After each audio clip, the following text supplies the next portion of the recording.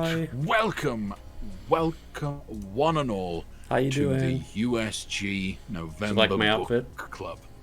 You all excited?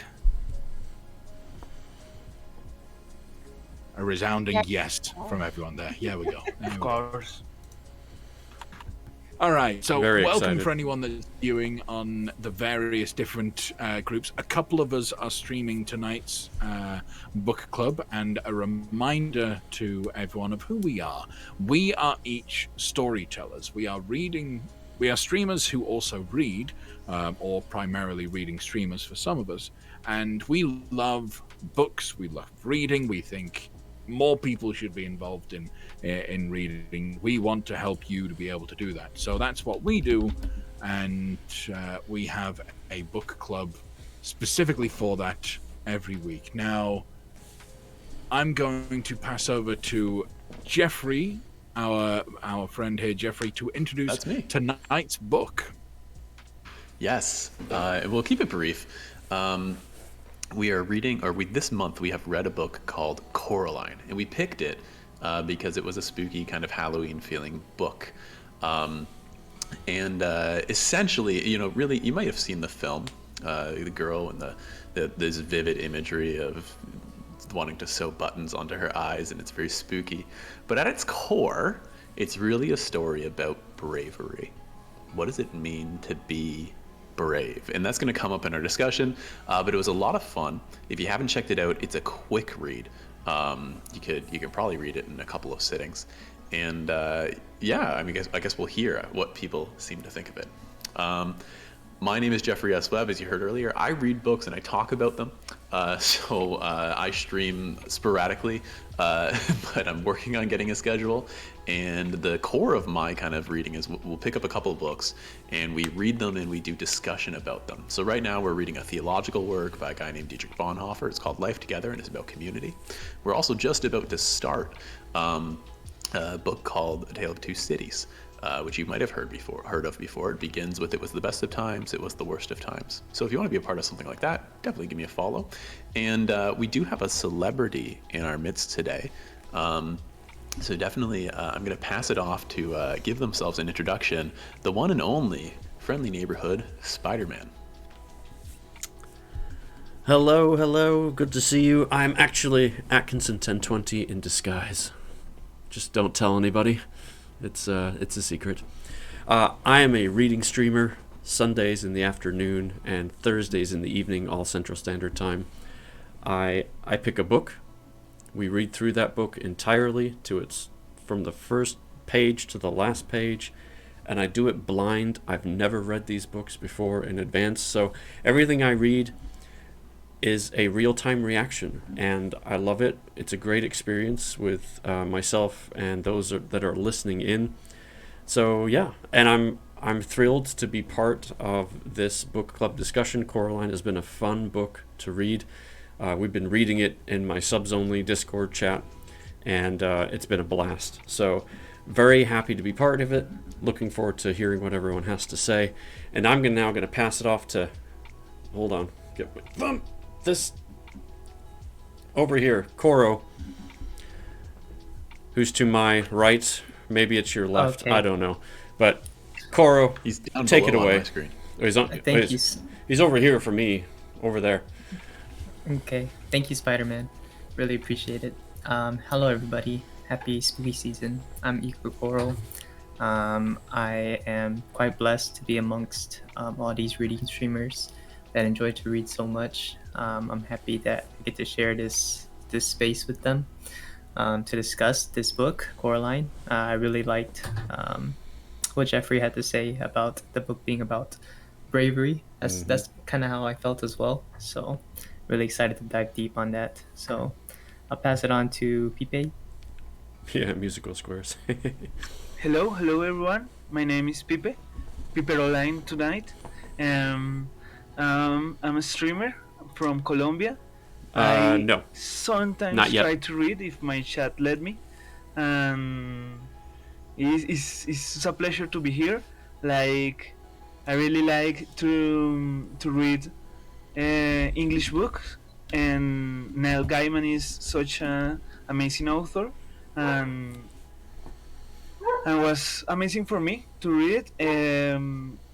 We're going to discuss them and to discuss the topics with all these amazing people that also accompany me tonight.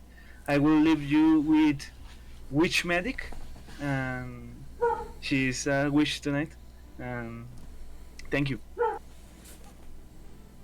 Thank you. And yes, as the name goes, I'm Witch Medic. You can also call me Amy.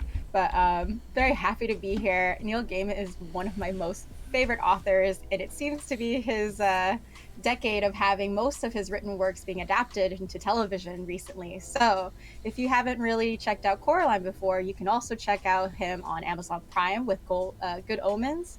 And then his very acclaimed Sandman series is coming to Netflix pretty soon. So I'm very looking forward to that. But happy to be here and happy to discuss this next book. And yes, it is all about bravery, which is the kind of thing we need for Halloween, especially because it's good for us.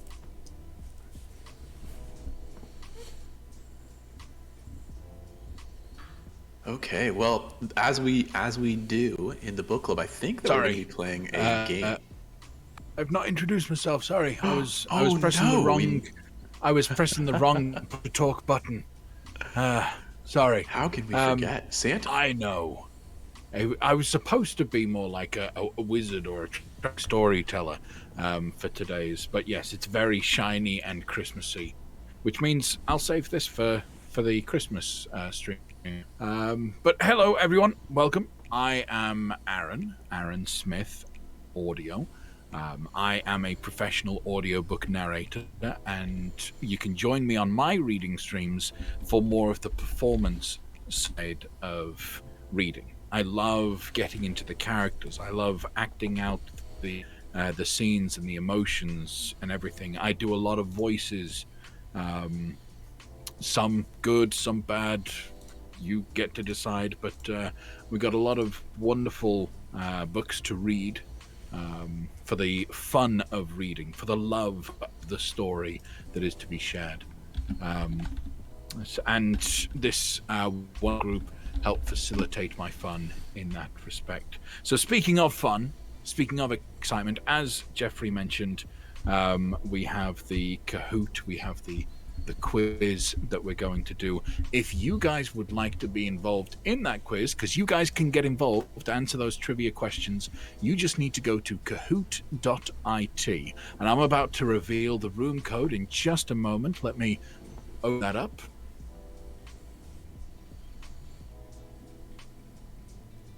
Okay, if you're watching on my stream, you can see the code above. You need to go to www.kahoot.it.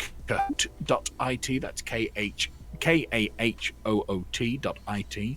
The number, the game pin for the room is 1060875.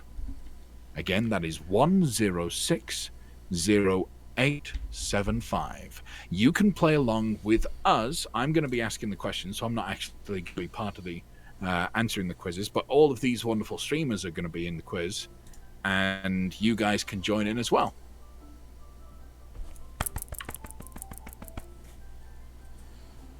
So, Koro said he liked the book. Witch said that she really loves Neil Gaiman. She enjoyed it. I didn't like the book. Is there anyone else that didn't?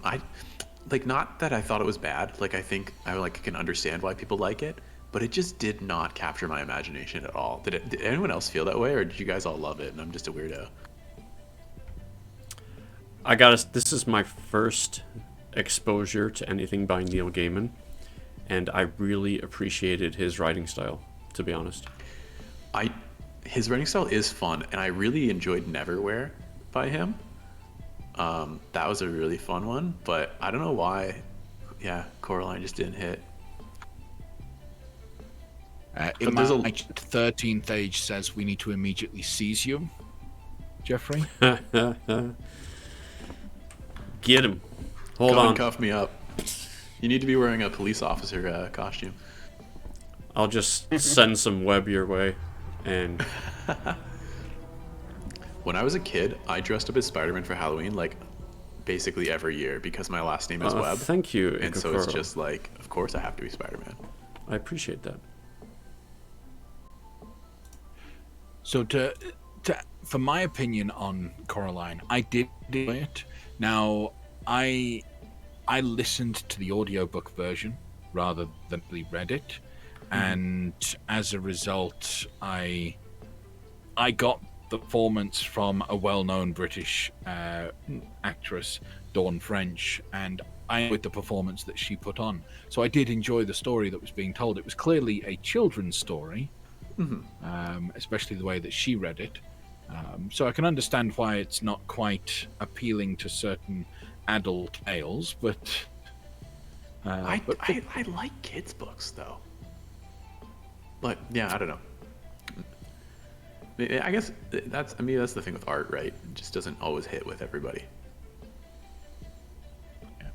I think you would enjoy his Norse mythology book. Yeah, you're saying that. I think I probably would. I really, yeah. Being able to like kind of dive into the way he reimagines myth and stuff, I'm sure it would be fun. It's really just the way he gives any of these characters such a personality. So I've had so much fun reading all of within his characters and how he's reinterpreted it than what we are mostly, I guess, used to. And if you haven't listened to the Sandman audio production, you need to. You really need to. I have it. It's on the list. I don't have I'm doing Dune right now. I knew the Sandman. I read it and listening to it, and it's awesome. I really like Sandman, but I always find like a cult of Neil Gaiman. Like Oh no. he's like a cult author. Like everyone loves him, and I find it like I didn't Can't play it on the app. understand why. Like I understand he's really good, but not in like in a level that gets me everything. But Coraline, for me, has been my favorite book from him, that I have read. Aranel, are you not able to have Twitch open and then just have it Just going to like interrupt the minimized? discussion right now to remind people to, if you want to be in the quiz, you're going to have to go to kahoot.it and to the room code 106. Oh, you're driving. 0875. Then you definitely should. As of right now, in the room, we have Atkinson 1020, we have Jeffrey S. Webb, we have Ikakoro, we have Witch, we have Skunk, and Aranel Kendi, which means, Pipe, you need to hurry up and get in that quiz. But anyone else that's watching, Yeah, come on. Come on. jump in. We'll be getting it started in the next few moments. So 13, if you want to join. Oh, you got it. Cool.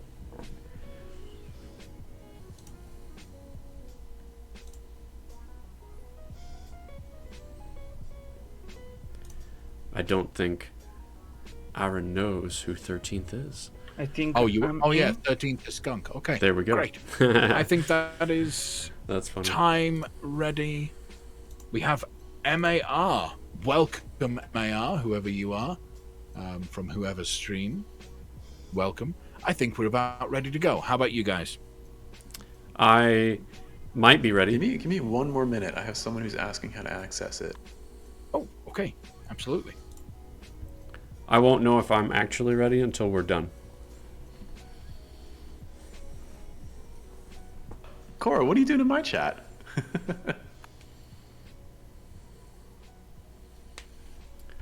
Koro's in mine too. He hosted me. I He's appreciate very kind of you him. helping to keep my average viewers up over 3 though. That makes a difference.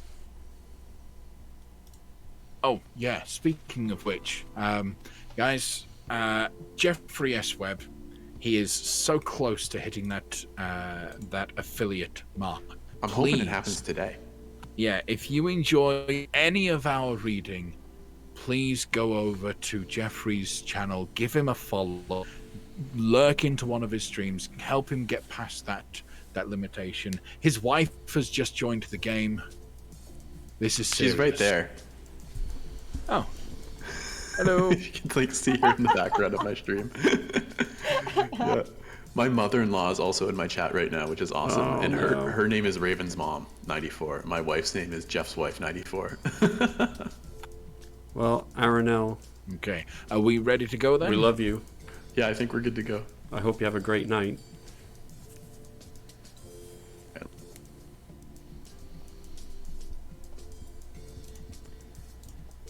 Oh boy. Coraline quiz. Here we go. Okay, everyone's devices should have the questions and answers on them, Quiz time. and all of them are worth double points. What do the other people call Coraline? Caroline, Corey, Coraline, or Catherine? What do the other people call Coraline? We got this. We got this, chat. Incorrect. There you go. 7 of you got it absolutely correct. It is Coraline. Actually, no, 1 of you got it correct. Sorry. Only 1 person got it correct. The other people call her correctly Coraline. It is only the weird people in her world that call her Caroline. I really did that to try and just trick question people again. That was the first question's a trick. A trick. Instead of the treat of Halloween. That's it. You We're gotta out let of us here. warm up, Aaron. I did set these to random. There was supposed to be a different... Anyway, let's continue. Well, 1 person got it correct. And that was... and I are tied for 4th place. Well done, Pipe, on getting that correct. Okay, the rest should be nice and easy. Here we go. What do the old people call Coraline? They call Coraline, her Caroline. Catherine, Corey, or Caroline? What do the old people call Coraline? This has to be it. There we go. All right. Absolutely. Thank you. Caroline, you got it correct. Because they just don't understand her name properly. Yep. Which, I've got to be honest, I think maybe he called the character Coraline so that he could have that moment in the book. I think it came out of a typo. Interesting. And it just worked itself out. All right, we Fun still have fact. Pipe in front. Up second, we have Witch, then Aranel. Well done, Aranel. Jeffrey S. Webb, and then Atkinson 1020. So let's get these streamers off the top mark, can we? They're left without you. What do you mean? How many doors are there in Coraline's part of the old house? Oh, crap. 14, 12, 20, or 17?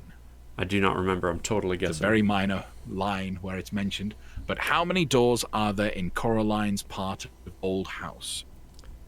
Yeah, I totally guessed that. Could not remember for the life of me. That's a blind guess from me. Yep, got it wrong. Well done, 3 of you.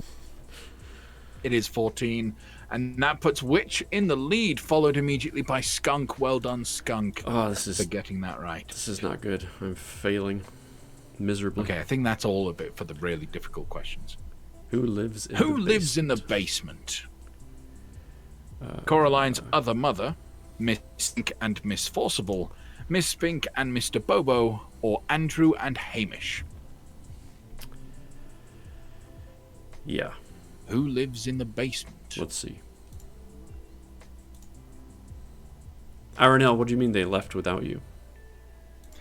The majority of you got it correct. It is Miss Spink and Miss Forcible. Absolutely. Woohoo!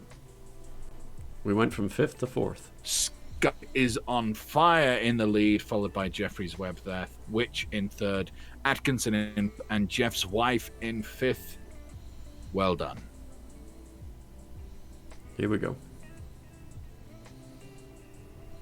What does her other mother have instead of eyes? Black buttons, shiny pebbles, shells, or mirrors? Absolutely, you all got it correct. Black buttons. Oh, wait. But I She's thought taking you- 2nd place off of Jeffrey. I thought you were going to a movie, Aranel. Question 6. Who Who helps? helps Coraline? Oh, we know this one. No one, her mother, Mr. Bobo, or the cat? Meow.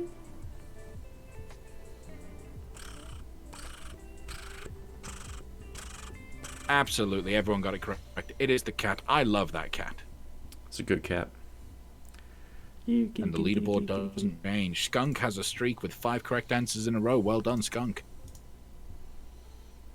All right. Question 7. What does Coraline hate? Oh boy. Her father's mice, her mother's cat, her father's recipes, or her mother's pizza? What does Coraline hate? She hates the mice. Indian may be food a bit and of a movie tricky at home.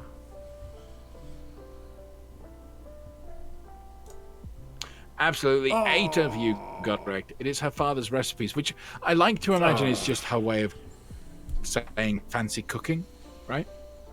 I can't believe I got that wrong. I think so. Duh. Oh, Jeff's wife has just taken fourth place. Pipe immediately behind. Still got Skunk, Witch, and Jeffrey on podium. Where did Coraline find the second soul of the lost children? In the doghouse, in the kitchen of the other flat, in the abandoned theatre, or in the basement of the house? Where did Coraline find the second soul? Yay. Absolutely, 5 of you got that correct. In the abandoned theatre. What I didn't Indian read all of the food question or all of the answers. are you That was my having? fatal error. I picked the doghouse because it was the one with all the dogs. Well, Aranel has just jumped back onto the leaderboard. It's still Skunk, Heartbreak. Witch, Jeffrey, Jeff's wife, and then Aranel. Question 9. How did Coraline get rid of the other mother entirely? She locked her in the basement and threw down the well. She threw water on her and melted her. She threw the key to the door down the well and the hand went with it. Or she had the cat attack and eat her. Oh, I Those just were long answers. I just completely messed that up. Oh no. I am not doing well tonight. Oh. 4 of you got it correct. She threw the key to the door down the well and the hand went with it. Yep. And that put Pipe back in 4th place. Jeff's wife just behind in 5th. Question 10. Where is the door that leads nowhere? The hall, the drawing room, her parents' bedroom, or the kitchen? Where is the door that leads nowhere? Wait, there's a door? I'm just kidding. It's I'm in the just kidding. drawing room. Yeah. Okay, good. I thought maybe you've read the wrong book. I still got the question wrong. Oh, it's not my Question night. 11.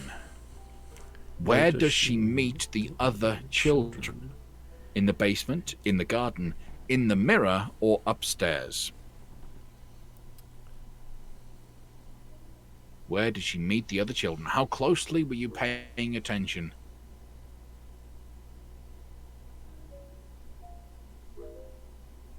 Six of you got it correct. It was in the mirror. Finally got one right. And that brought Aranel and Atkinson back up onto the leaderboard. We have Skunk in first place on a hot streak with 16,677, followed by Witch, Jeffrey, Aranel, and Atkinson. Coming for you, witch. No. Question 12. What do her parents do? Are they chefs, write books on computers, actors, or teach high school? What do parents do? I have no idea. Likewise. I have a 25% chance. Bit of an offhand comment. It is write books on computers. Again, I imagine, obviously, this is the child's point of view of what her parents do. Constantly on the computer. So all of us. Oh, good point. Yep. Yep. Oh, this is not my night, chat. Okay. Question 13. When the children were hidden, what did their souls resemble? Marbles, flowers, pebbles, or ornaments? When the children were hidden, what did their souls resemble? Pretty sure we nailed that one as fast as possible.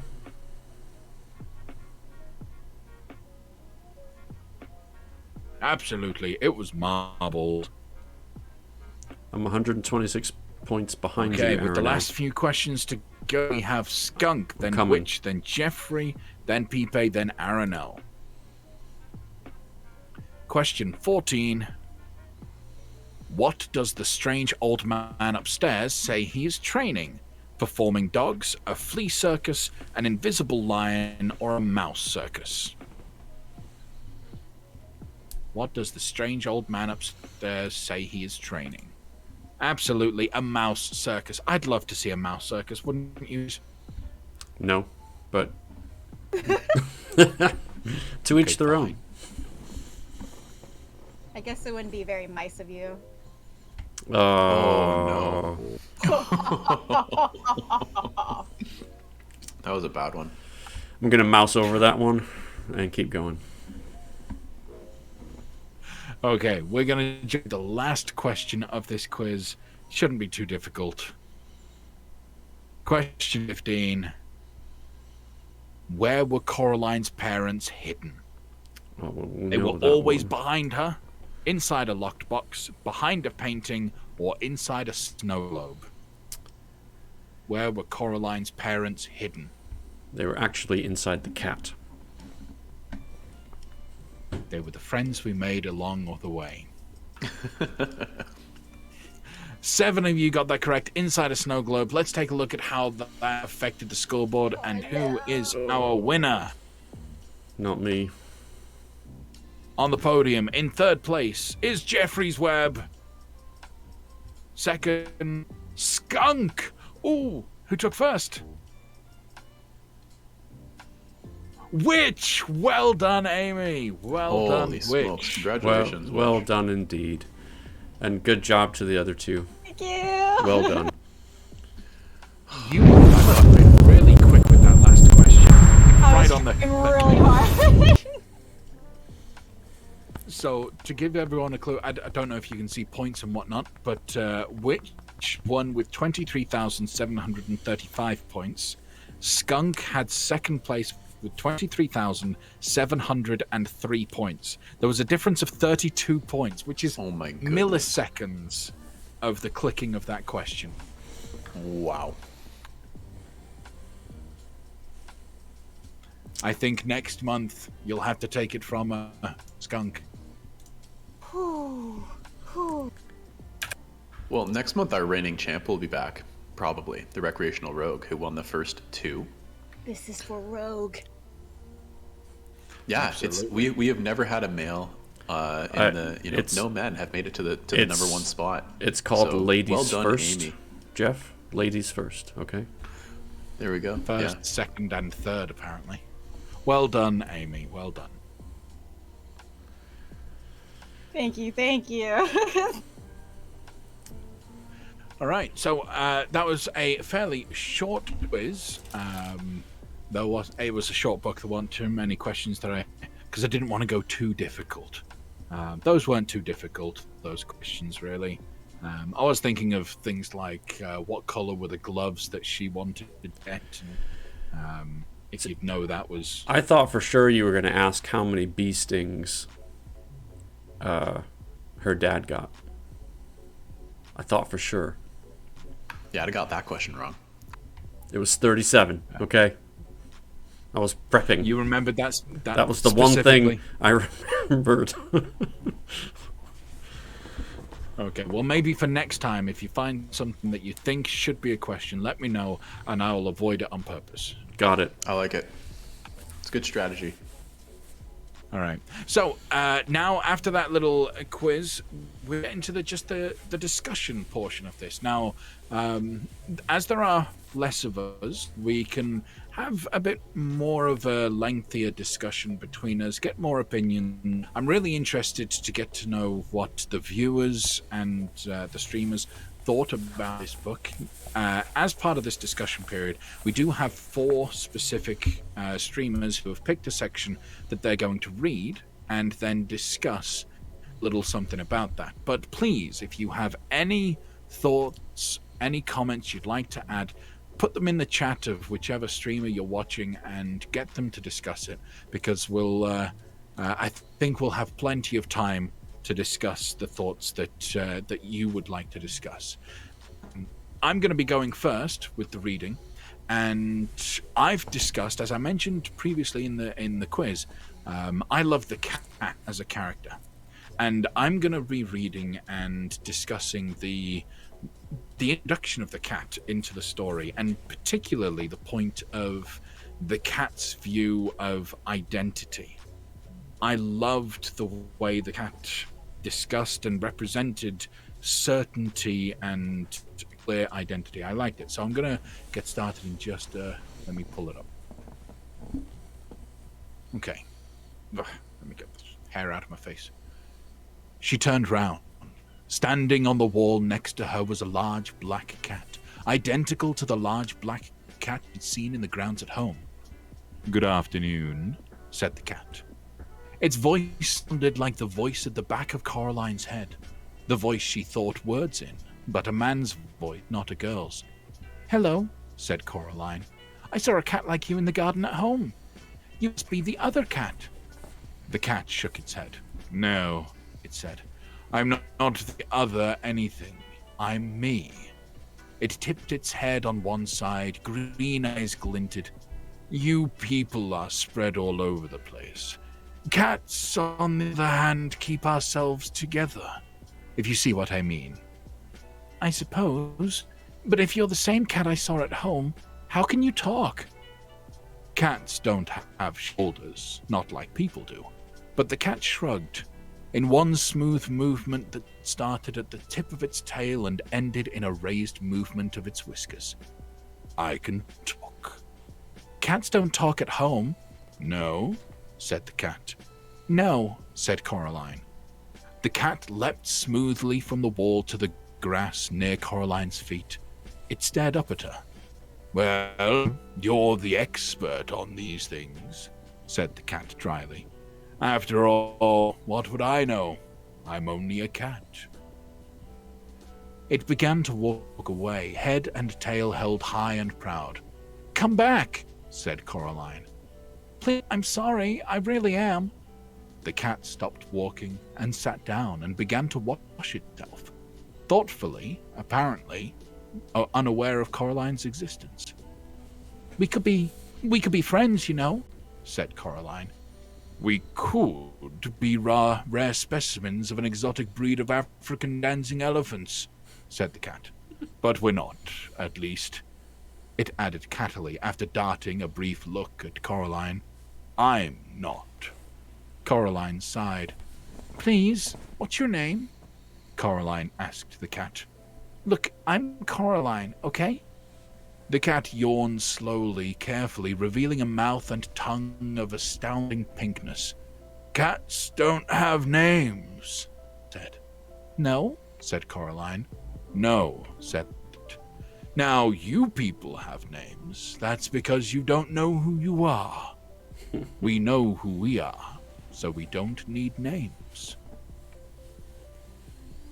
I loved that introduction from that character. It was a very refreshing thing to see, and I loved just the identity that the cat had. You don't need a name because I am me.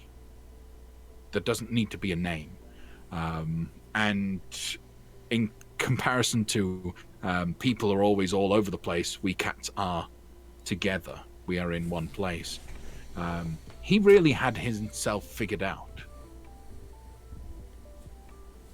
And I thought it was nice. I wish I knew myself well enough sometimes to be able to be in the same sort of situation. I know a lot of places have specific thoughts about names and descriptions and whatnot, but above all else, I am just me. I think there's also some simplicity in the fact that a cat is, just as the book says, a cat. And we all know what that means. And therefore, to have a name is kind of pomp and circumstance in the cat's eyes. You don't need to over-exaggerate what a cat is. Or what a cat does, for that matter. I think it kind of sticks out in my head, even like thinking about a dog, dogs and cats, right? I was a dog family. Dog comes when you call them by their name. They're really attentive to their name. Cat, nah, they don't care. Like, we give them the name for our benefit, not so that we can like command them to do things, right? Although, in my own experience in this house, when I come home The cat greets me at the door. Our dog could not care less. That's interesting. Your dog's broken. True. Well, he is technically. I mean, he went through a ton of abuse, and his anxiety is above where my camera can see. So it doesn't shock me, but at the same time, what does shock me is that the cat will show up. 13th in my chat, which is Skunk from the quiz, says existential talking cat works every time. That's true. I was reminded of that quote from Romeo and Juliet, that like that which we call a rose by any other name would smell as sweet, like the what's in a name kind of thing. And I was trying to figure out if there, like, if there's something there to say, like, yeah, I don't know. But there's, I don't know. It sparked something in my brain, and I'm wondering if someone else can fill in the blank of what comes after that thought. But that's the beginning of the thought. Well, I can't say I have anything to that point, but what does come to mind is the fact that cats are very simple, and human beings are anything but. And maybe it's a nudge to humans to say, hey, let's cut down on some of the clutter, and take a verse from the cat, and figure it out. Okay.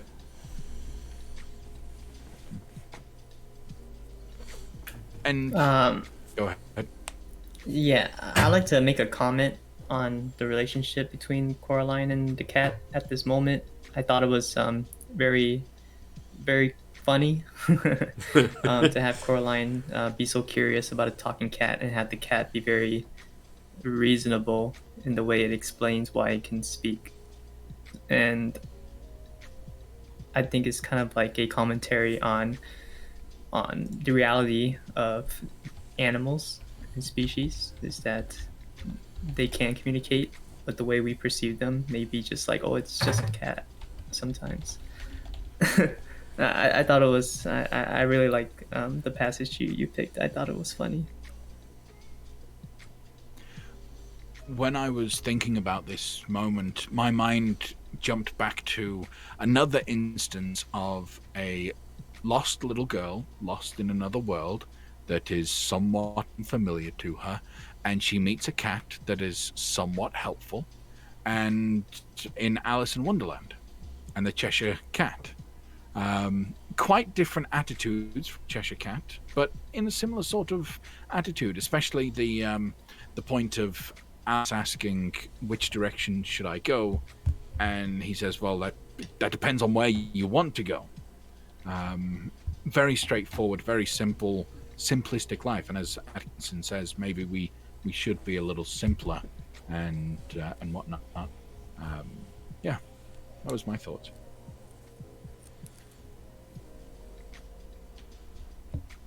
So you're saying I should be more like a cat and sleep 20 hours a day. I like it. The dream. Right. I also like the way, like, with the introduction of the cat, and Gaiman like represents how he thinks about the characters. Like, you can see that he really don't want to give the cat an human personality, but a creature personality. And you can see that in a lot of her work, like mythologies and all of that he like thinks the characters as beings more like a persons, and I really like that. That's really interesting. I never put that together, but I'm now thinking about the ways in which, like, the other mother and the other, like, the people in the other realm, like, even the ones that are people are not quite people. They're represented as characters of, like, and they're trying to be like people, but they're not. And so that's interesting to see that that's actually consistent across all of the characters. Like, the humans in the book are very human, and the non-humans in the book are very non-human. That's kind of cool. I concur. Thank you. Then I'm going to jump the discussion over to Atkinson's prompt and his thoughts. Thank you. Can you, Aaron and everyone, can you still hear me? Yes, Okay, we can hear good. you. I've got something pushed on my push to talk so I can use both hands. Ooh. I know. I just rigged it up. Very MacGyver of me. I would have used the spider's web, but I ran out. Okay. So, I chose a portion that talked a lot about the relationship between Coraline and her dad when she was telling a story about bravery and what bravery looks like. So I'll read the passage. It's about a page, and then we can discuss. And if you're following along in the book, the physical book, it's right at the bottom of page 55. And I can see this through my mask, but it's a little fuzzy. I only had the one sting on the back of my arm. He had 39 stings all over him. We counted later in the tub. Turn page. The black cat began to wash its face and whiskers in a manner that indicated increasing impatience. Coraline reached down and stroked the back of its head and neck. The cat stood up, walked several paces until it was out of her reach. Then it sat down and looked up at her again. "So," said Coraline, "later that afternoon my dad went back again to the wasteland to get his glasses back. He said if he left it another day, he wouldn't be able to remember where they'd fallen.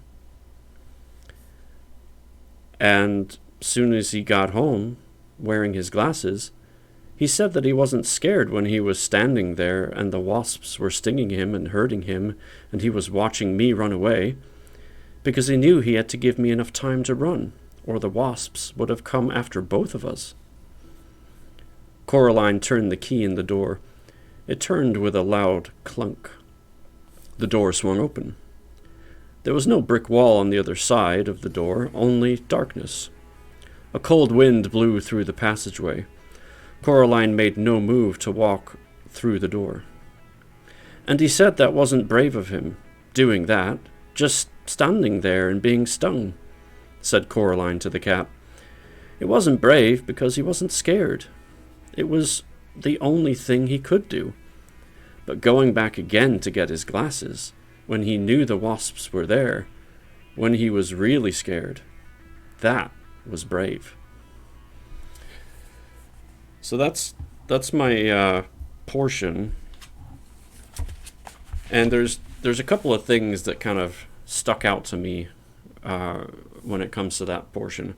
With me being a father, the idea of self-sacrifice so that your child can be spared of any kind of pain or suffering is something that you think about on a day-to-day perspective. You can't really avoid it. It's something that comes to mind all the time. How can I make sure that they don't have this happen to them? And, obviously you don't want it to happen to you too, but if you're in that kind of scenario, you're going to choose yourself over your child every time. The interesting thing is, or the other part that stuck out to me is that my son is 5.5. Coraline in the book I don't think is too much older, but my son doesn't understand the idea of what self-sacrifice actually is. He's not ready to understand that concept yet mentally. So whenever I do something to make things less painful or make it better, he's not actually going to understand that because he can't. And I'll do it anyway because, I love my son. But in this book, we see Coraline doing something brave herself by going after her parents and searching for them, going back in, knowing that she is scared and that she could be stuck in there, she could lose her parents. But there's this interesting perspective that she now understands what bravery is because of the experience of her father. And I thought that was kind of cool. So That's my little piece of that. And Aranel says, because when you're scared, but you still do it anyway, that's brave. That's her favorite quote too. Yeah, I think that's like the thesis of the book. Class dismissed. Have a good night. All right, yeah, have a good night, guys. Yeah, as Jeffrey, when he was introduced in the book, mentioned, the book is about bravery. Absolutely. And I've always loved reminding myself that you can't be brave without being afraid.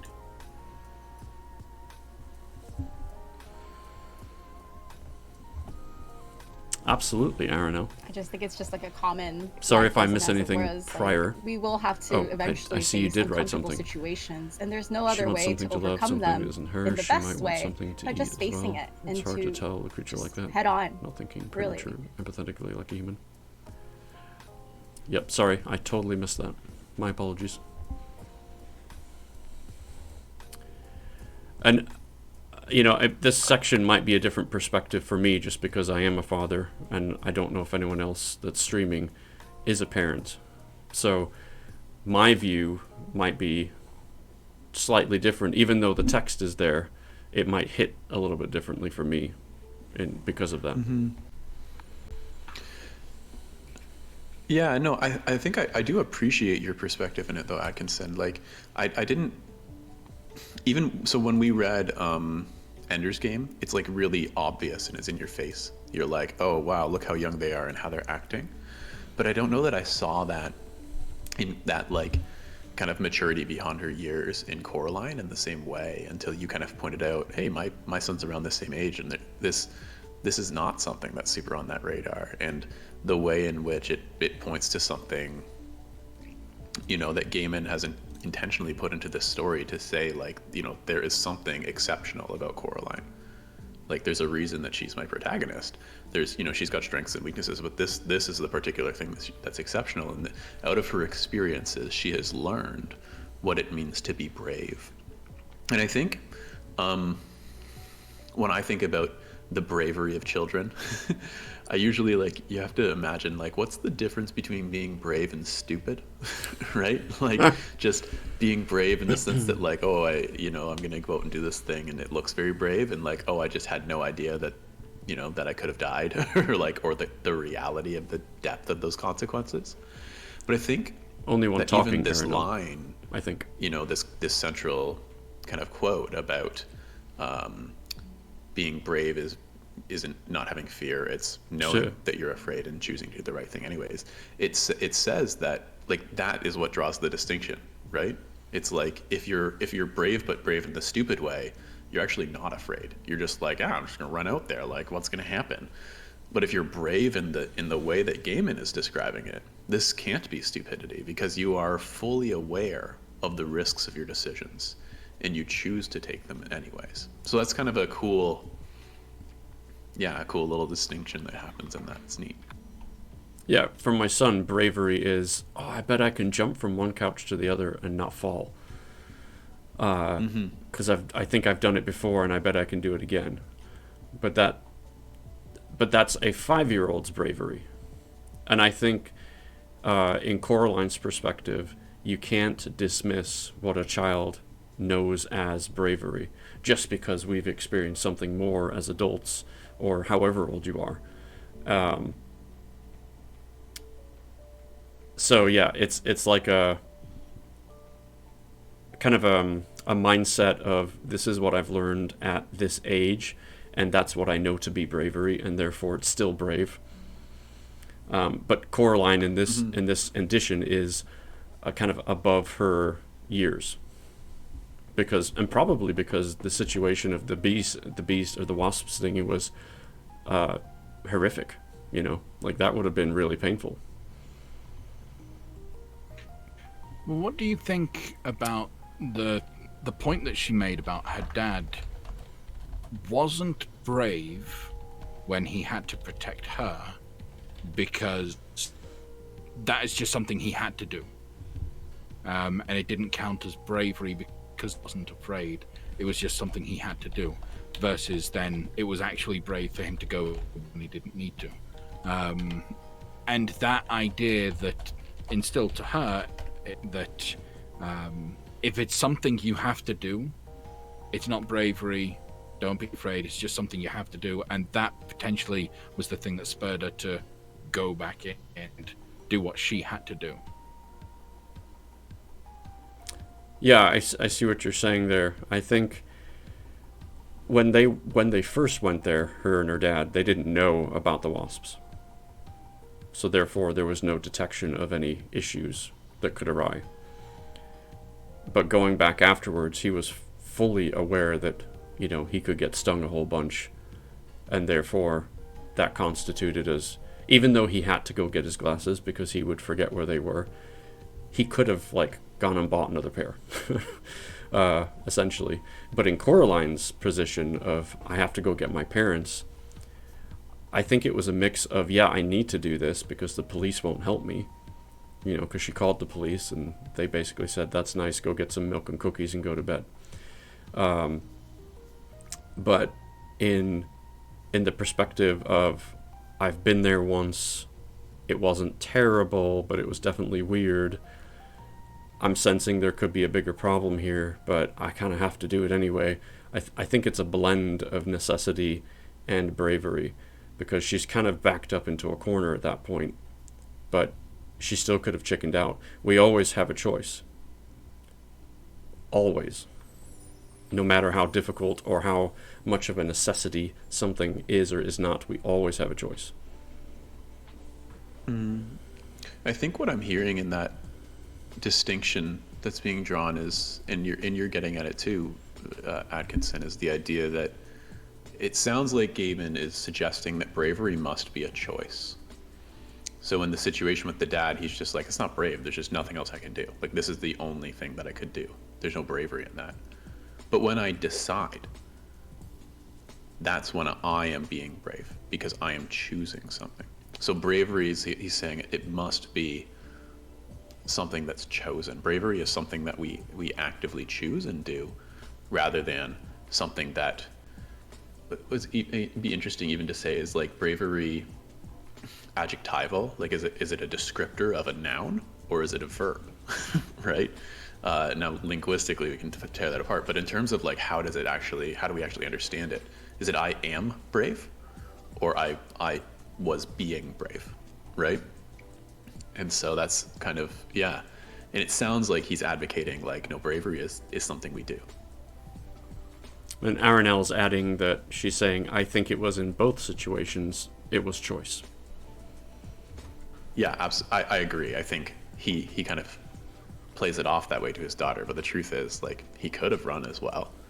But to him and his values, there was no choice.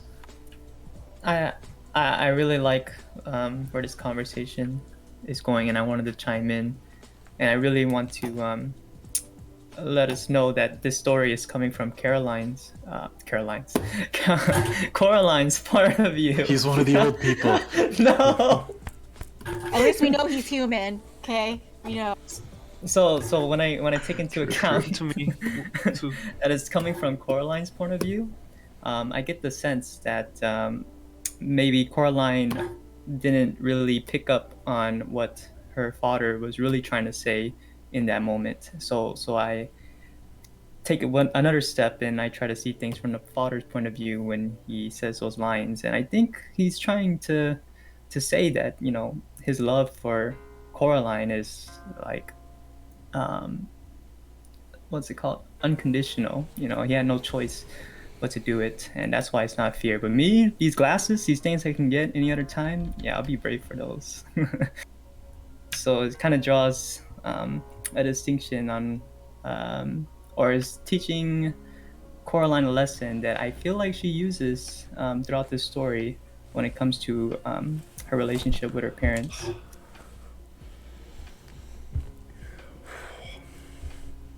Then perhaps I'd question the choice that she made. In most other kid stories, when the parents are missing, most other kid stories, the kids have a party. They have a great time. and then begin to miss the parents after a little while, when the dishes aren't being done, when the clothes aren't being cleaned. From the experiences that she had as a child with her parents, they were extremely dismissive of her and everything that she wanted to do. There didn't seem to be any love back and forth between the two from what I read. But as soon as her parents were missing, she immediately chose, I need to go get my parents. Well, and I think Neil is describing a very independent young adult, like who even isn't of the age of what would be a young adult, but just independent enough to be left alone. You know, she went to bed, you know, she made her own food, she did all the things that she would normally do or have done for her because she knew that that was correct, you know, in whether it was obedience or because she wanted to. She did all those things anyway, and then later she's like, you know what, they're not here, so now I need to do something. So it wasn't so much like, oh, I'm going to invite all my friends over. It was, I'm just going to play this out and be a good girl and do what I need to do, and then we'll see what happens.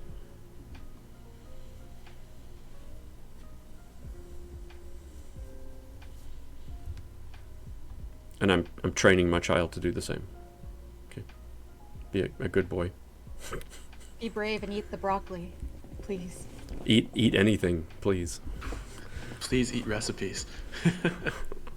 One thing that I thought when I read is that Gaiman have told that he wrote this for his daughter, and you can see the messages that he tries to input her in the story, like the bravery, but also I find all the book is also about family and how the love of family, even when the family is not perfect, the love of family makes you brave and makes you take those decisions of that sometimes you, when you are thinking about it, you don't take it bad when you are in the moment.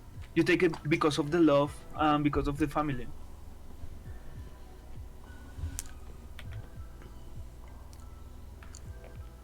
Yeah, I think family is one of those big themes in the book, and of course it makes sense with Gaiman writing it for his daughter, and kind of his daughter is right. He starts it for the one, and then it gets set aside, and he finishes it for the other. But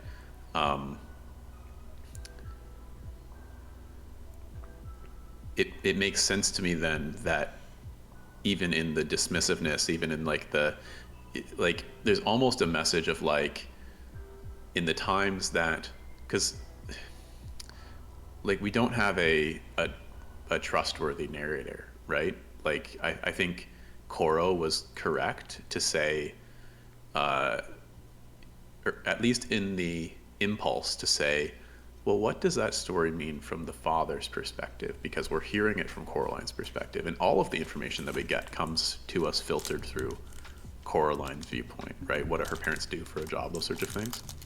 And so I think like even in the moments when she feels dreadfully bored and, you know, like her family is just sloughing her off because they're busy and stuff like that, there's still this message of like, but the bonds of family they go deep, right? And even at the tender age of, we're saying 5, I don't actually know how old Coraline is supposed to be in the book, but even at that young age, she is also privy to that feeling, to that like depth in the relationship, which is kind of cool that Gaiman just bakes that in. He's like, this is what it means. This is what my experience of family is like with my children, or whatever it might be, right? So kind of cool. I think adding on to that, like family is always dysfunctional in one way or another. And so when we come across the other mother and father and they're just like seemingly so perfect, most people, yes, would jump onto that opportunity and be like, my dreams have come true. But when we get back to that choice of being brave to go back, right? Like, yes, it would have been a perfect idea to just get the glasses later. They'll be replaced. They're replaceable. But in the struggle is how she learns from him. Like, we have to learn through our struggles. And so that's why I understand that she really does value her parents, even though, like, they may have not given her the perfect love, but they do love her. They do. It's just not in the way that she likes, which is why she's not very satisfied and she's unhappy. And so Other Mother is there to just take advantage of that. Absolutely. Very good. Very good. Well, I'm glad that had a lot of discussion. So thank you. Yeah. Well, which, Amy, do you fancy taking over for us? Yeah, absolutely. So my part is actually where she first finally challenges Other Mother. Like, just like her father, she goes back, and she may not have needed to, but she does. And so we're here, and Other Mother is just making her another delicious breakfast. So I actually read from the PDF, so all of my pages were completely off. But it is at like the kind of beginnings of chapter 8. That is how I can guide you. So I'm gonna start here. So, you like games, Coraline said. That's what I've been told. The Other Mother's black eyes flashed. Everybody likes games, was all she said. Yes, said Coraline. She climbed down from the counter and sat at the table. The bacon was sizzling and spitting under the grill. It smelled wonderful. Wouldn't you be happier if you won me, fair and square? Asked Coraline. Possibly, said the Other Mother. She had a show of unconcernedness, but her fingers twitched and drummed, and she licked her lips with her scarlet tongue. What exactly are you offering? Me, said Coraline, and she gripped her knees under the table to stop them from shaking. If I lose, I'll stay here with you forever, and I'll let you love me. I'll be a most dutiful daughter. I'll eat your food and play happy families, and I'll let you sew your buttons into my eyes. Her Other Mother stared at her, black buttons unblinking. That sounds very fine, she said. And if you do not lose? Then you let me go. You let everyone go. My real father and mother, the dead children, everyone you've trapped here. The Other Mother took the bacon from under the grill and put it on a plate. Then she slipped the cheese omelet from the pan onto the plate, flipping it as she did so, letting it fold itself into a perfect omelet shape. She placed the breakfast plate in front of Coraline, along with a glass of freshly squeezed orange juice and a mug of frothy hot chocolate. Yes, she said. I think I like this game. But what kind of game shall it be? A riddle game? A test of knowledge or of skill? An exploring game, suggested Coraline. A finding things game. And what is it you think you will find in this hide-and-go-seek game, Coraline Jones? Coraline hesitated. Then, my parents, said Coraline, and the souls of the children behind the mirror. The Other Mother smiled at this triumphantly, and Coraline wondered if she had made the right choice. Still, it was too late to change her mind now. A deal, said the Other Mother. Now eat up your breakfast, my sweet. Don't worry, it won't hurt you. I honestly thought this was such a clear allusion to the relationship that she has with the cat.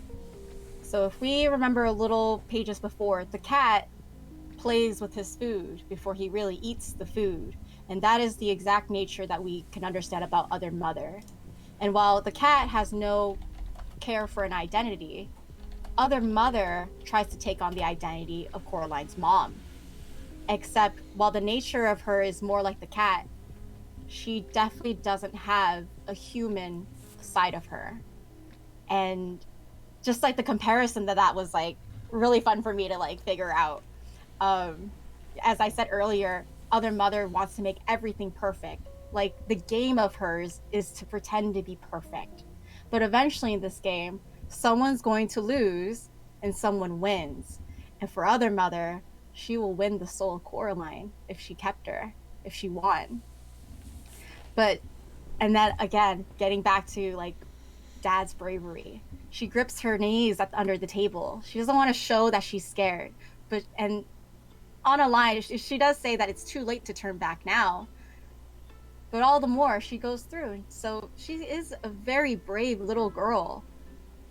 And I love that she has such a great like offer here, just that dialogue between the two.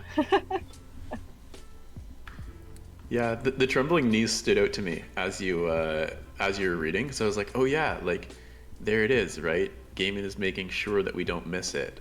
This isn't just her running into this and being brave without fear. Like the fear is present, and she says no to it. She says, no, I'm going to choose what's right. And so that's a really clear allusion, or a really clear kind of like nod to like that central theme again. And then I never put together that foreshadowing with the cat playing with its food, and then the other mother likes to play games, and then how other mother is playing with her food with Coraline as well. That's an interesting one. I didn't see that. Yeah, I didn't connect the food part either, which is insightful, and it's also a nod to Coraline in her, being older than her years, being wiser than her years. Her perfect mother is seeing her as this innocent little child that maybe can't think that well for herself or something like that. Like she'll never, grasp what's going on and figure it all out. But yet she's been given this clue of, the only way you can defeat her is to win. And then she, basically uses that to her advantage, and so the game begins. But it's a very clever way of advancing the story. It's because I'm also thinking about it from a writer's perspective, and how do you make the story keep going? Like, you can't just keep doing this back and forth of, other mother wants to play a game, and it's weird here. Like, that gets boring after a while. You have to keep going. Yeah. Eventually she takes her parents. See, even other mother gets a little bored, and she's just like, I want to just play it up a bit, play it up more. Right, up the ante, basically.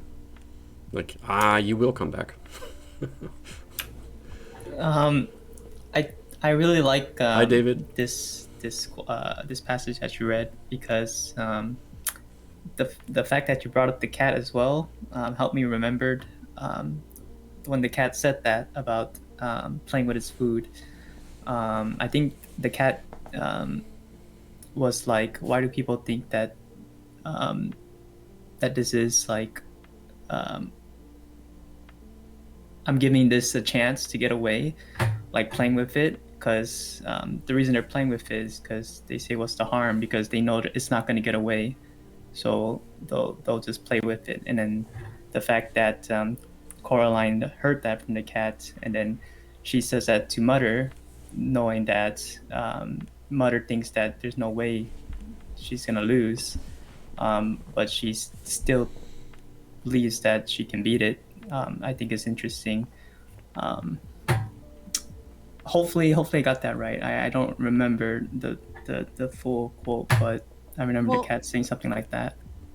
Well, remember that the cat says, I am me. So when he hunts for this mouse, it really is within its nature. It's eating, it's just, it's hunting. And Coraline thought that was cruel, right? When he's like playing with the mouse, the rat, and it was just playing with it, but she thought it was cruel. Except then we have other mother who is actually cruel. Yeah. Who doesn't hunt for, she doesn't hunt to like, feel full. She really just hunts because of, a cruel nature. Mm-hmm. Yeah, so it's so smart how Coraline suggests this game to other mothers. Well, yeah, but I think though, like, Coro, you are right in your remembering of that story where the cat thinks, oh, what do you mean this is cruel? I'm giving him a chance to survive. And it's, in a way, like in that moment, the mouse can exploit like the cat's cruelty for its bettering, right? The cat's cruelty is actually its weakness. And that's the case with Other Mother. You know, she's so, you know, like her cruelty, her desire to play with her food and to mess around in these ways, that actually ends up being like the way out for Coraline, right? The thing that is, really awful about Other Mother ends up being Coraline's salvation, which is a really cool redemptive theme that's happening there. Yeah, and to think that Coraline would still be trapped if she had not gone through with it. It's Yeah. pretty insane. And like I think there's something beautiful about being able to name that. Like the cat wants to say it's not cruel, but like we can still name it, and it becomes very obvious in Other Mother. We can name that impulse as cruel and bad, but then we can also see, like in the redemptive arc, the way that good came out of that badness. I think there's like a really cool, like almost spiritual truth in that. Like we can call the thing bad, but also see the beauty that came from it.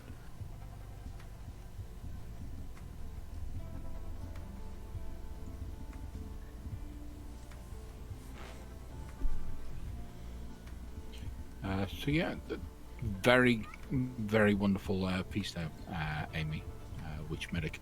Thank you for that. It completely spaced and just went past me just how non-human these entities were. The fact that she was more an animal. So the comments about the cat and her being more animalistic and getting more animalistic as the story went on was a great enlightenment. Being a predator, right? Like really, that's what it is. Big time predator. So I'm surprised she wasn't. please go ahead. No, Please. I was actually surprised that I mean the first creature that made me think of like how Other Mother is, she really was like a spider. Other than her eating bugs directly in front of Coraline, but she acted like a spider, really. Sorry, Spider-Man.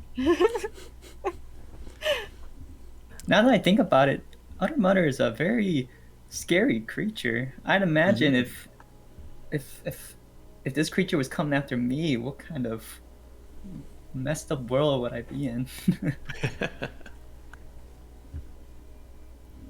The nails tapping was a very good aesthetic choice, I thought. I think it was the black buttons, really, too. Like, and I thought about it a little more. I was like, well, the buttons do have 4 holes in them, so like 8 eyes in total. Technically, is like a spider. Ooh, I didn't even think about that. Yeah, I didn't think Yeah, I just thought she was doing ASMR. I didn't, I didn't think about that too, but I am arachnophobic, so that's worse for me. Read it again. I dare you. Watch the movie too. Ooh, yes. Well, I have like eyeball shaped chocolates that I'm eating with my Halloween candy in honor of Coraline, who got to keep her eyes. There you go. David on the air says hello. Hello, David. hello, David. Hello, David. Well, let's jump over to Jeffrey. Enjoy. All right. Yeah, I'm excited. This has been great so far. I have 2 things that I feel like I always do this when I get to read. I'm like, I want to talk about a couple things. Now, everyone remember, he doesn't like the story. I didn't. But that doesn't mean there aren't good things in it, right? Like as we were just talking about, the bad things can still bring about good. I don't think it was bad. It didn't really resonate with me. The themes do, these ideas do, but just I don't know why. Just didn't capture my imagination. But I'm going to be reading towards the end of the book. So Coraline has made it back. The Other Mother still exists. She's still there in that other world, just behind that mirror, or just behind that door. But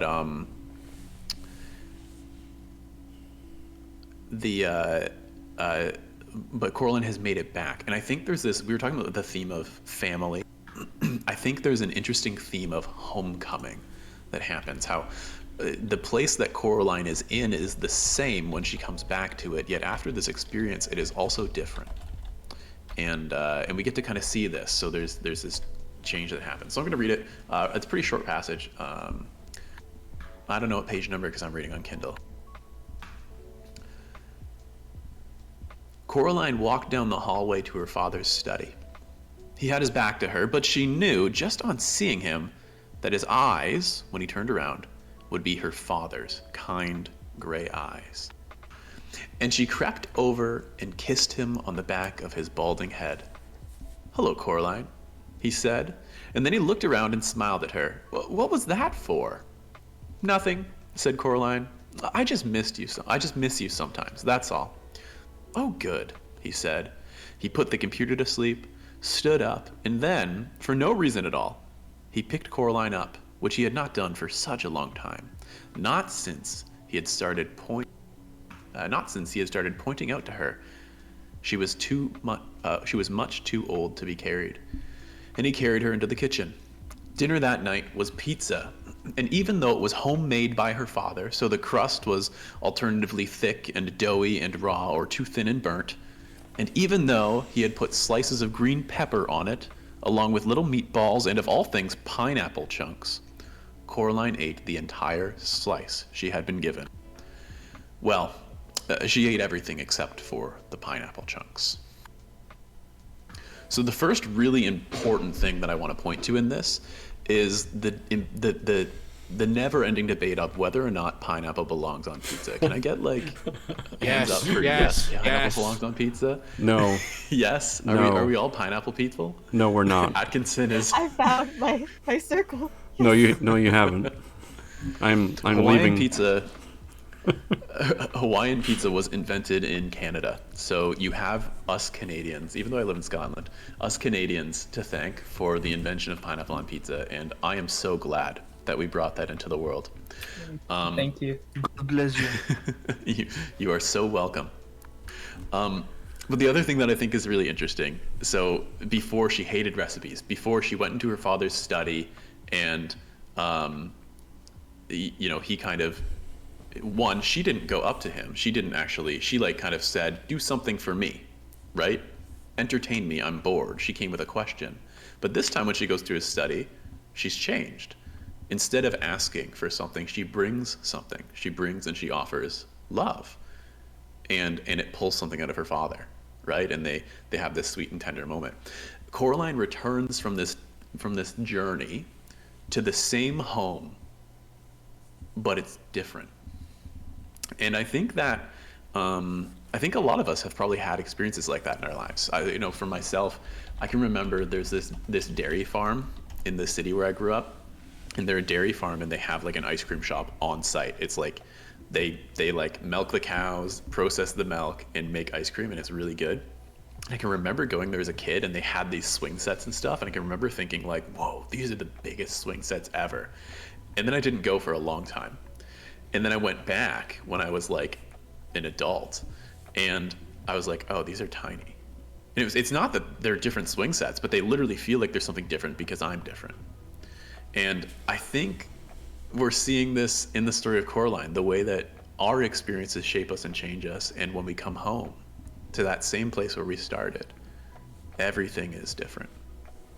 So I was wondering what you guys thought about that. Yeah, I think you can't go through something without having some effect on you, whether it's positive, negative, whatever. And even that effect can change over time, swing one way or the other. But in her case, it was, the love of family that we've talked about. But now she's realized what life could be like without them. And that was probably never a revelation before, never even a thought in her mind. And to have this scare that for her lasted days, can be horrific. Talk about psychology, therapy for years. So it only makes sense for her when she gets home, even though she hides it so well, because they're we haven't gone anywhere. What's going on?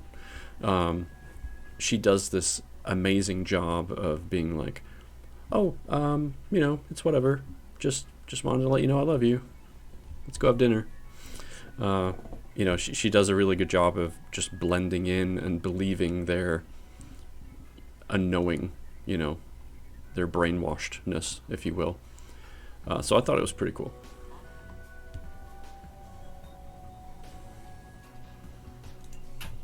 I think everyone chose such great passages, to be honest. Like, I don't know, maybe it's something, but all the passages that were read today, I don't know, I kind of expected that to be read.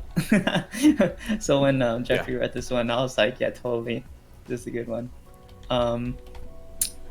I think what Coraline went through is very traumatic.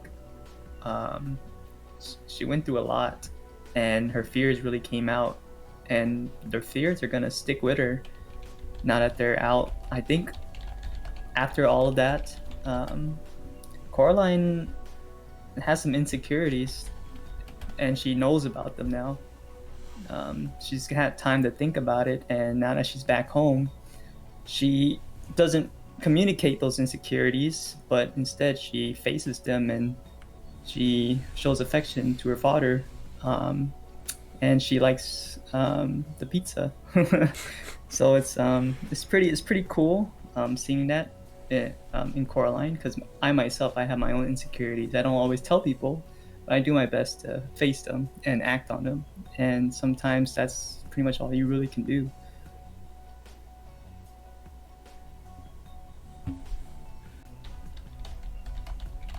Yeah, thank you. I always the thought kept coming back to me that again, because my passage was about identity. We are always the culmination of everything that we have experienced, and as such, we as people are always evolving and changing as things happen around and whatnot. And that's probably the first major change in her life, and it was a positive one, which is good. It helped her to love her family and whatnot. The parents, I wasn't quite sure if the parents chose to forget or just didn't remember, or what happened there with the fact that the parents just assumed, oh, they just lost 2 days and they don't care about that.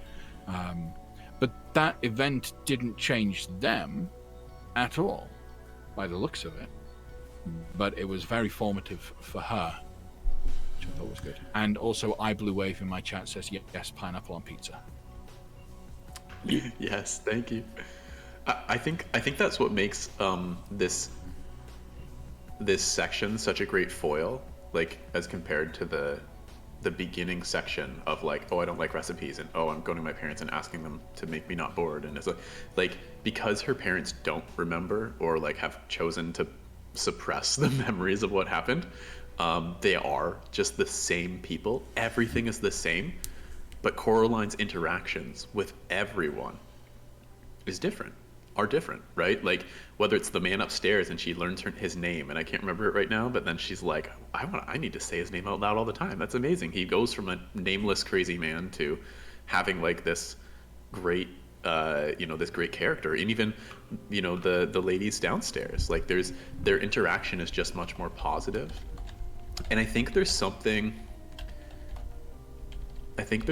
empowering for like to see, like, without anyone else changing, a change in Coraline changes her experience of that place. Like there's something empowering to say that like I actually have some control in shaping my experience of the place where I am. Now that's not ultimate. Like there are places that we need to, in our lives, we need to recognize, actually I can't shape this in a way that's positive. I need to leave. But in the case of Coraline, it's like, oh, there are things that I can do that are within my power, even as a child, to shape this to be a place that is better, more enjoyable, all of these sorts of things for me to be. Well, and to your previous comment, Aaron, Hicks in my chat says exactly, well put. But you also bring to my mind another thought about it. With her parents being supposedly unaware, as we are at least alluded to, it also made me think about how often, even if you see it in movies, because, you know, when you're a parent, you experience it real hand, but sometimes we even see it in movies where tragedy hits, right? And the parents know the real depth of such problem, and the child is only aware of the bubble that's around them, because that's what a child thinks about. A child is very me-centered because they have to be. They're learning. The world revolves around them because of their age and how their mind works. So it could be a very interesting way of thinking about it, that maybe the parents did know, but they're not playing it up to be a bigger deal because of how detrimental it could continue to then be. And if they just play it off as cool, maybe the damage stays a little bit lower.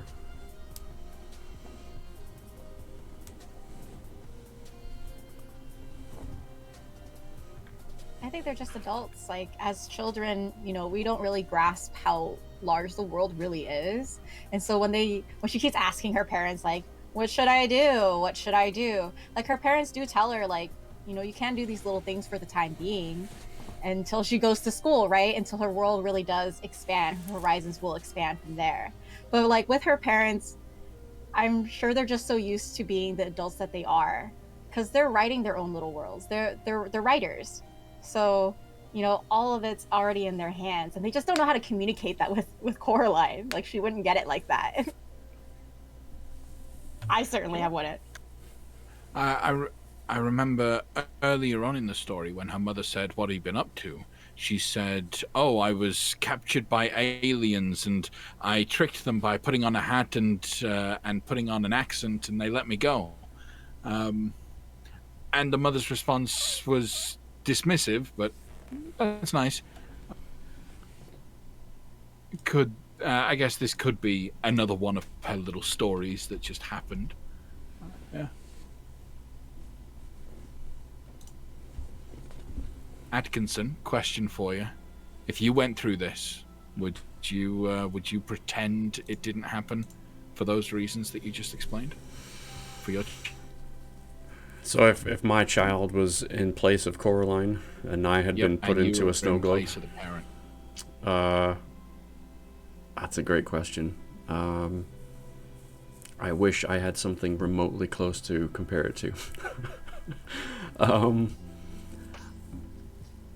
No, I don't think I could. But I'm also coming from experience of going through trauma as a kid myself. And I did have parents that dismissed it to a degree. Well, one parent that dismissed it completely. The other parent talked about it, but what could they do? It was years later. The damage was already done. There was no savior, there was no rescue, there was none of that. It was dig myself out and see what I come out looking like. So I think if it were me, knowing what I know now, I think I would talk about it. Yeah. Thank you. This remind me of something that it was like kind of funny to me, that it was like Neil Gaiman write this like inspired of her daughter, but he puts the father, the real father, as a sad, depressed writer that don't pay attention, and he also is like really like famous writer, but maybe his relationship was something like that, or have problems like that. I really like this, and they portrayed in the movie that I don't know if you have seen them. That is, it have become a meme. That the character of the father, that is like this guy totally defeated in front of the computer, and the girl is like, "Hello, Dad, are you winning, Dad?" And he's like, I love that he like kind of mocks himself in this book, but also like is kind of auto representations and how he like will be in this moment.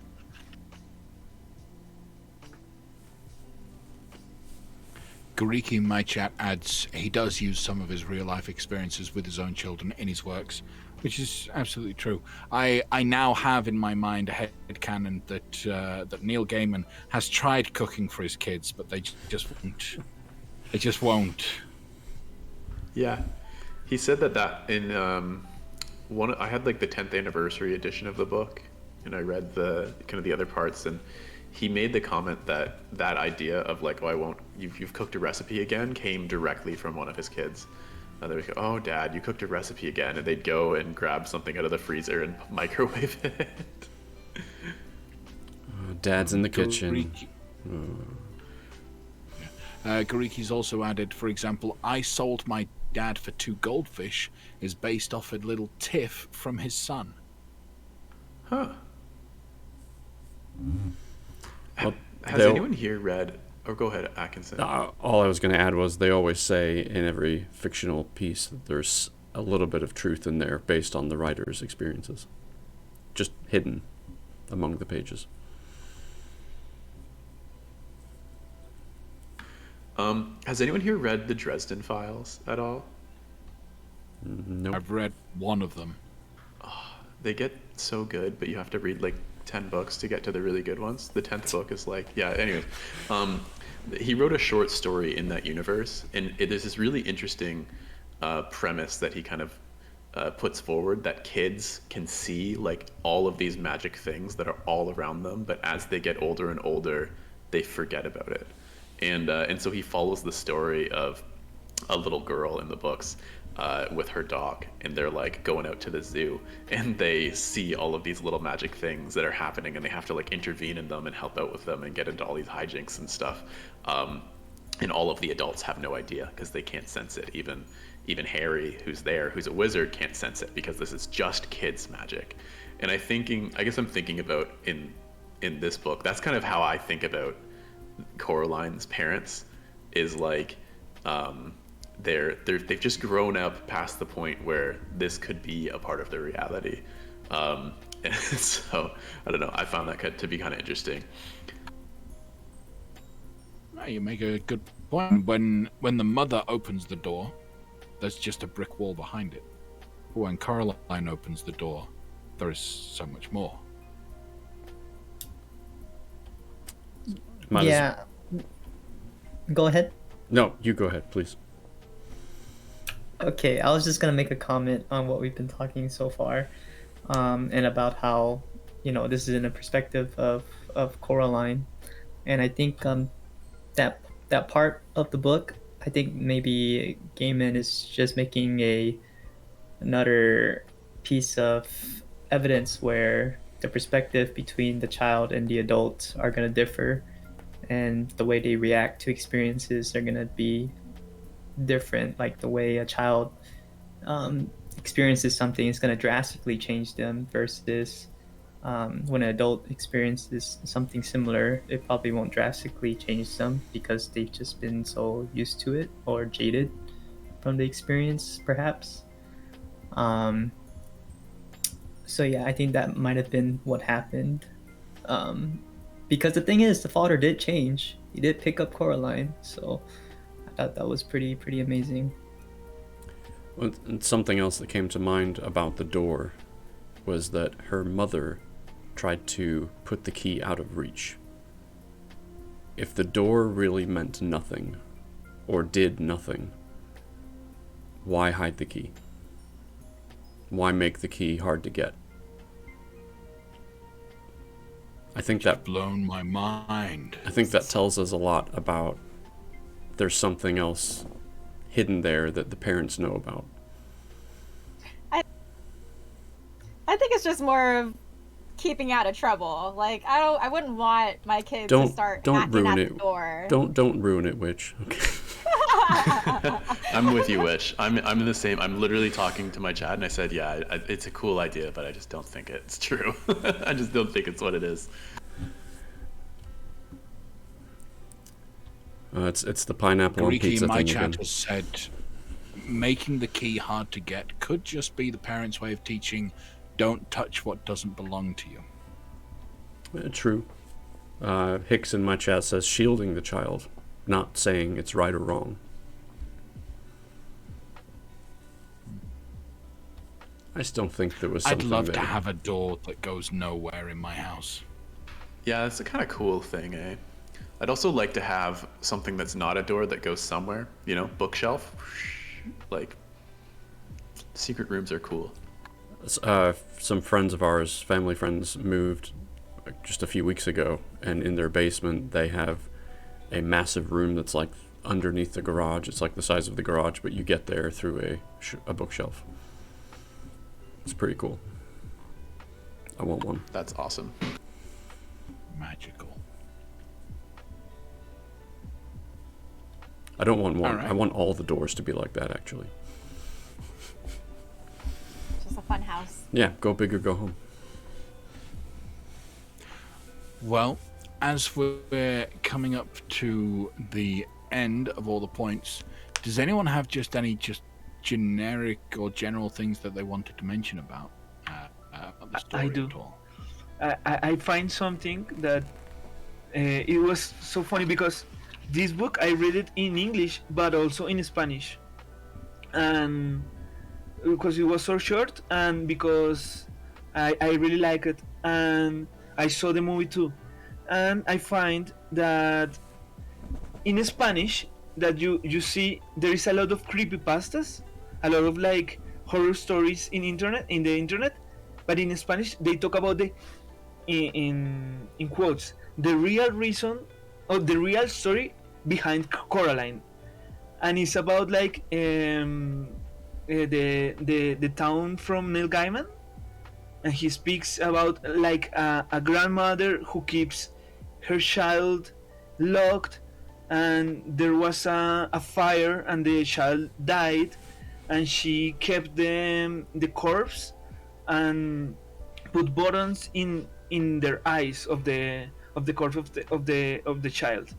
That's the story that you find in Spanish, but in English you find that there is an inspiration from Gaiman about a story about the story is about like it's a Turkish folk story about a mother that don't tell the kids do something, like the mother tell the kids that go sleep and don't be naughty, but the kids do naughty things, and she transformed the kids in dolls with glass eyes. So it was funny to me that in Spanish the movie and the book have become like a creepypasta story, like have a lore behind, but in English it's more like a folk story inspired and everything. I find that is quite fun. That's That's very really interesting. Yeah, very interesting That's indeed. terrifying. Oh my god. Do as you're told. Pipe, you make me feel unworthy sometimes. Because so true. No. The first book club we did, you read 5 books instead of just one. Like 1,000 This pages. time, not only have you read the book that we were making, you read it in English and in Spanish, and you read some extra. Thank you, Pipe. No, thank you all for inviting me. It was a really nice book. That's why I read it like that. I also wanna like see the translations. It's better in English, by the way. It's way better in English. I'm glad to hear that because that's the way I read it. But I have to say one thing. Henry Selick, the director, which is the same director of Nightmare Before Christmas, is a genius, and the movie is amazing. It's for me on par with the book. The movie for me is such a good movie. I recommend it too. I guess I gotta go see the movie. Gotta watch the movie. Any other thoughts? Any other comments you want to make about the story? No, but I just wanted to let Pipe know that the next book is one book. Okay? Just one book. I know. It's 300 some pages. If you've gone to 400, you've gone too We'll far. announce it soon. Yeah. If you hit the railroad tracks, you've gone too far. Turn around. Need to take that left turn at Albuquerque. All right. Well, in which case, thank you so much, everyone that has been present, both the streamers that have been present, but also those that viewed this. This is exactly what we had as the dream and the imagination when Jeffrey and I came up with the idea of doing the book club stream, and you guys have helped that to be a reality. So thank you very much for supporting it. Thank you for viewing it. If you guys have any other suggestions of things that we can do, books that you'd like us to read, we have a USG specific Discord server that you can come and join in on and tell us what you'd like us to do. I'm going to be looking for little activities that we can jump in as a group and do in the coming weeks and months and whatnot. But my own commands. I'm going to do one last plug for each member of the stream. So absolutely, please, every single one of you, go over and give a follow to Jeffrey's web. He's so close to hitting that affiliate status. So go. We're so close. Jeffrey's I hope it's this stream. Web. Yep. We got a couple follows today, and thank you to those who followed. Good. Go over and listen to Witch Medic as she reads wonderful reads. Atkinson 1020 with his soft, easy listening Sunday afternoon reads. Just get comfy and fall asleep to his wonderful voice. But make sure you wake up, because I usually read right after him, and I want you to still be awake for my stream. Check out Pipe. His streams are usually in Spanish, so it'll be a lesson for you all. But definitely go and check out Pipe, because they're fun things. Just make sure to bring a tangerine. I don't know the full story behind it, but he likes a tangerine. And do definitely go and check out Ikakoro. His streams are interesting. I think he did a 15-hour stream recently. Just general random aspect streams. So go and check out all these wonderful people and the other members of the United Storytellers group. If you know of anyone who also reads and would be interested in joining our little group, please let us know. We're constantly looking for streamers that we can invite and we can help out and we can work with. So please let us know about those wonderful reading streamers. Now, handing over to Jeffrey to give us the insight into the next book that we have. The next book. I'm actually really excited for this one. Sorry, Raven's BFF in my chat says, "Is that the real Spider-Man?"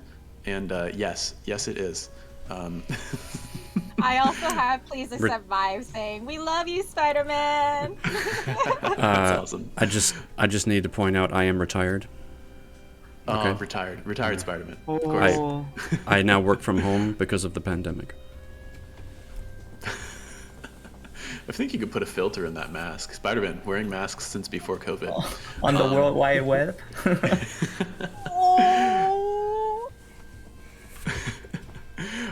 So we are, Raven's BFF says, aging like fine wine. We're doing another book club next month. This is a monthly thing. And just like this one was themed, this month we kind of went for a Halloween-y type one. We've got some costumes. Raven and I, my wife, we did a stream earlier today where we carved some pumpkins. She did this really good one, and I did this not as good one. But that was a lot of fun. So we did a Halloween one. The next book club is going to fall right kind of after American Thanksgiving.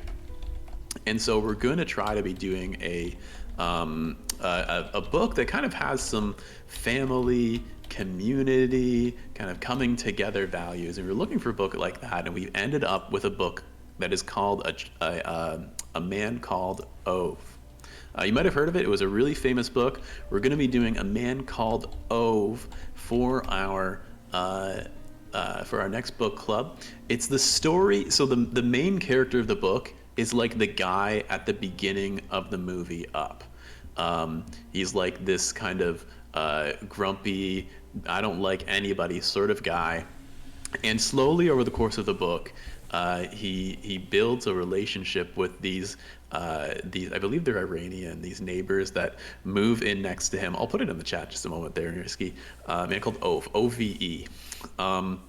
He has these neighbors that move in next to him, and slowly they begin to peel back the layers of that Shrek-like onion and see the beautiful person underneath of that. And so there's kind of relationship that happens, there's family, there's connection, there's all of these sorts of themes that we think go really well with this idea of Thanksgiving as it's celebrated in the States. So definitely, if you've got the time, pick it up. I bought it on Kindle today on Amazon.ca. It was about $8.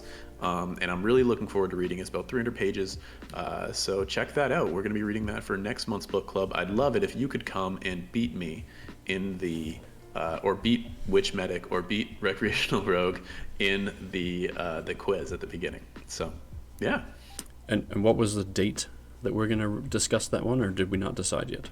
We're going to figure out that date. We want to make sure, because obviously Thanksgiving is a time for families. There is a very good chance that a lot of people are going to be away certain days and things won't be available for everything. We want to have as many of our friends available as possible. So the date is yet to be confirmed, but it will be towards the end of November to give us a chance and time to read the book. Wonderful. Thank you, everyone, in my stream then for being here. In which case, I want to thank each and every one of you for being here. It's been a great night. We'll each see you in our various different streams. Have a great evening. Bye. Sorry. Happy He's got an announcement. One thing. We missed the shout out to Aaron Smith. That he's such an amazing reader. He's an amazing streamer too. Please, everybody that wanna have a great moment listening to books and stories, go follow Aaron. And he's amazing. And thank you, Aaron, for this. Mm-hmm. Thank you, Pipe. I'll send you that check. All right. As I said, happy Halloween, everyone. Thank you. Thank you all. Take care. Have a great night. Thank you for being in the stream, and I will see you on Sunday, maybe even Saturday night for a subs-only read, if I get the next book in time, which I should actually get it tomorrow. So I will see you then. Thank you, and good night.